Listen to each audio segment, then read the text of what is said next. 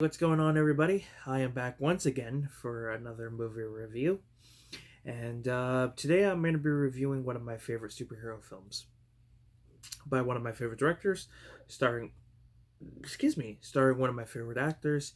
Today I'm going to be reviewing the 1989 film Batman, which stars Jack Nicholson, Michael Keaton, Kim Basinger, and Robert Wool, I believe. I could be wrong pronouncing that. Billy D. Williams and Jack Palance, uh, and Michael Golf. I believe that's how you pronounce his name, or Golf. I want to say Golf. That's the only way I can pronounce it. Of course, it's directed by Tim Burton, the man behind Beetlejuice, Pee Wee's Big Adventure, Mars Attacks, Big Eyes, Big Fish, Dumbo. Just the list goes on. So Batman, you know, basically, Jack Nicholson plays this character known as Jack. I don't even think we get a last name. He gets set up. Batman's kind of, this new vigilante. People don't believe he exists, and if he does, you know, if the cops get a chance, they're gonna, arrest him and whatnot, whatever it may be. Um, so basically, Jack gets set up by his boss, who's played by Jack Palance. And, during this whole situation, Batman shows up.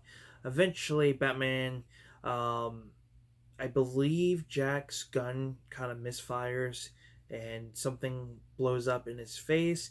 And, as Batman's trying to save him from, falling into this pit of chemical, it basically Batman can't hold it much longer. Jack falls into it and becomes the Joker, and decides to take over Gotham City. He decides to create this chemical that poisons people, that's mixed into like makeup and things like that.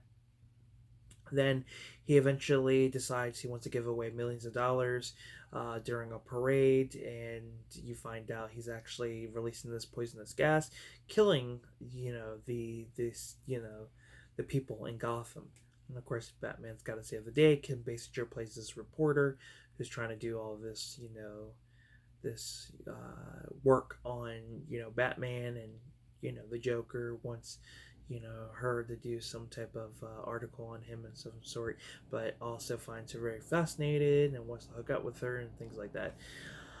Yeah, so this movie I feel like is unique in its own way. When you watch this every time, it just has this weird feeling to it. It's definitely dark. It has that dark comic book feel to it. The soundtrack and score is great. Danny Elfman does a fantastic job. Um, Everybody does a great job. I feel like everybody definitely did a fantastic job when it comes to the chemistry between the characters.